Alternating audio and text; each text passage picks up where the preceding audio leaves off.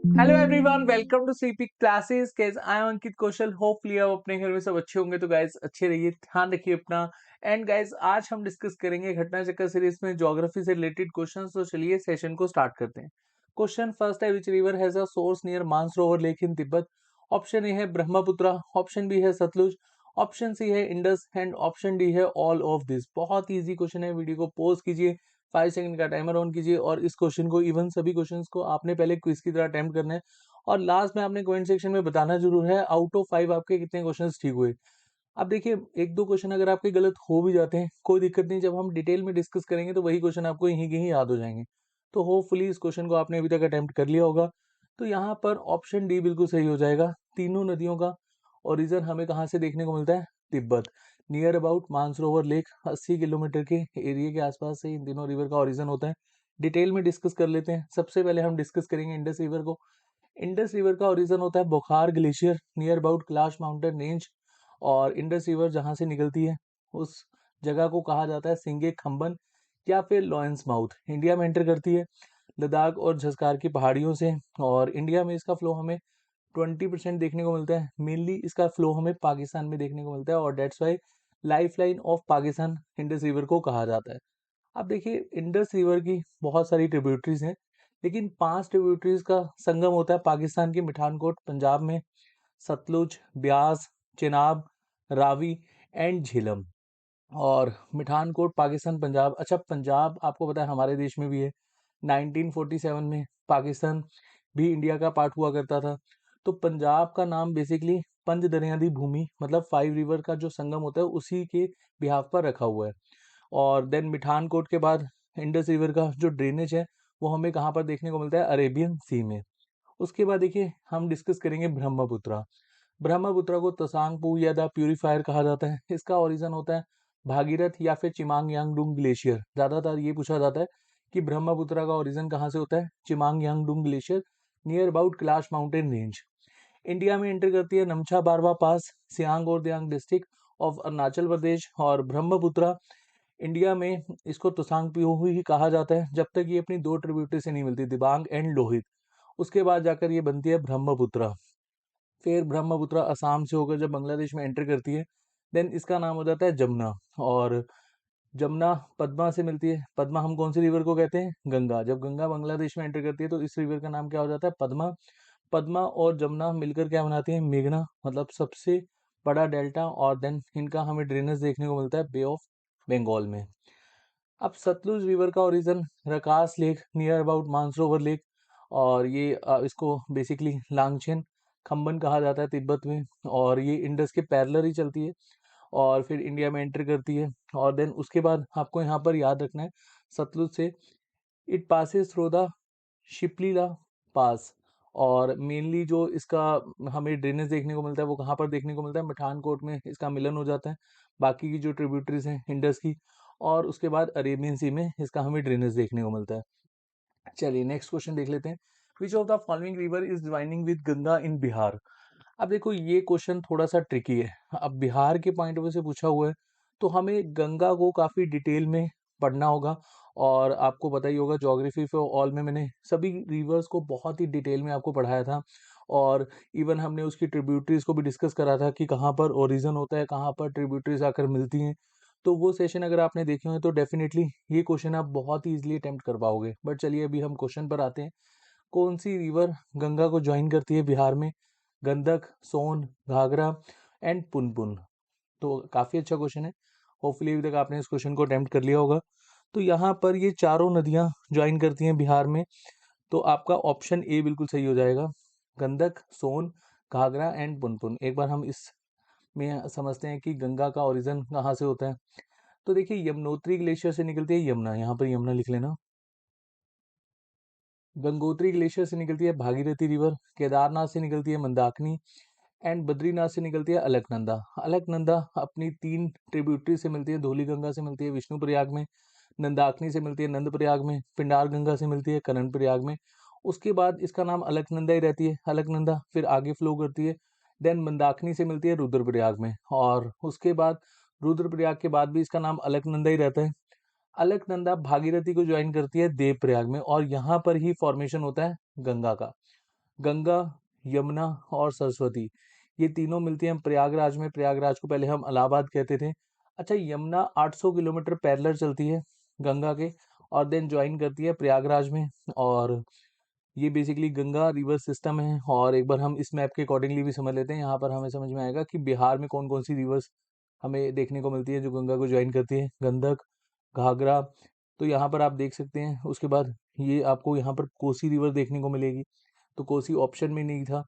और यहाँ से देखो गंगा का ओरिजिन होता है भागीरथी, अलकनंदा, और ये कहाँ पर आकर मिलती है, देवप्रयाग में। उसके बाद यहाँ से गंगा चलती है, गंगा के पैरेलल में चल रही है यमुना, और गंगा को रामगंगा ज्वाइन करती है। देन बहुत सारी ट्रिब्यूटरीज हैं, हम एक बार यहाँ पर देख लेते हैं। जैसे रामगंगा है, गोमती है, घाघरा है, शारदा है, गंडक है, कोसी है। कोसी को बिहार का दुख भी कहा जाता है, क्योंकि इसकी वजह से काफ़ी ज़्यादा बाढ़ आती है बिहार में। सोरो ऑफ बिहार याद रखना। महानंदा, यमुना, चंबल, सोन, पुनपुन, फाल्गु एंड धंधार, ये राइट बैंक ट्रिब्यूटरीज हैं। और एक बार आप गंगा रिवर सिस्टम को लेकर जो मैंने सेशन बनाया था वो देख लेना, जितने भी आपके डाउट्स होंगे वो क्लियर हो जाएंगे। और आपको जो लिंक्स हैं वो इस सेशन के डिस्क्रिप्शन में मिल जाएंगे। और गंगा की एक डिस्ट्रीब्यूटरी भी है जो गंगा को 2 पार्ट्स में डिवाइड करती है, हुगली रिवर। ये Hooghly river basically Farakka barrage जो बंगाल में है, यहाँ पर गंगा 2 पार्ट्स में डिवाइड हो जाती है। एक तो western part of West Bengal में फ्लो करती है हुगली रिवर, और एक पद्मा बन जाती है बांग्लादेश में जाकर। और देन पद्मा और जमुना मिलकर क्या बनाती हैं, मेघना। और उसके बाद ये सबसे बड़ा डेल्टा है।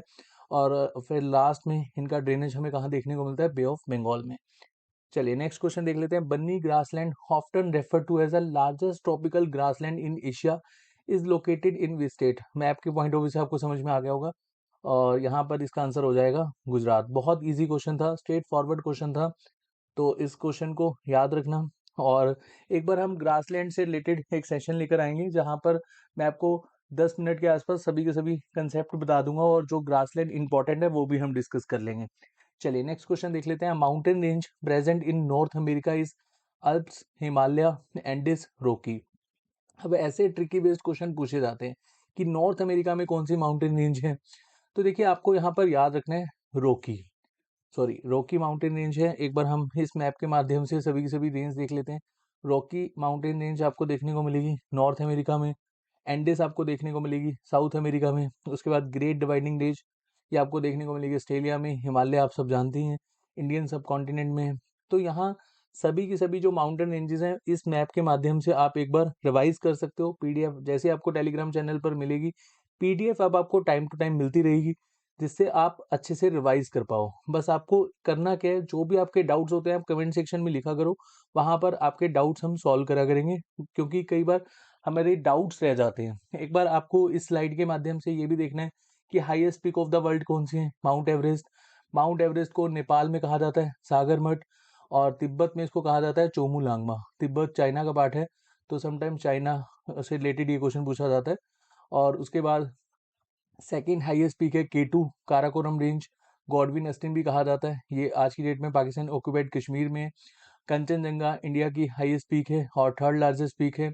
उसके बाद लोहात से मोकालू, छोऊ, धौलागिरी, मानासलू, नंगा पर्वत, अन्नपूर्णा फर्स्ट, और Gasherbrum first, broad peak, Gasherbrum second, and शीश पंगमा।